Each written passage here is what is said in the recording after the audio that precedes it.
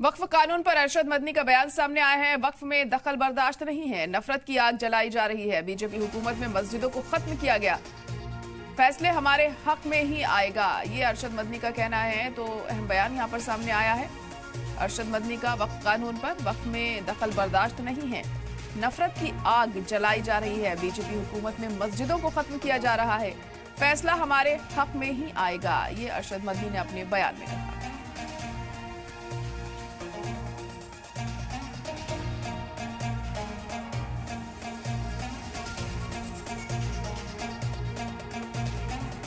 किसी मजहबी चीज़ में किसी का दखल को देना, न हम उनके मजहब में दखल देना चाहते हैं, न हम किसी दूसरे आदमी को हमारे मजहब के अंदर दखल देना चाहते हैं।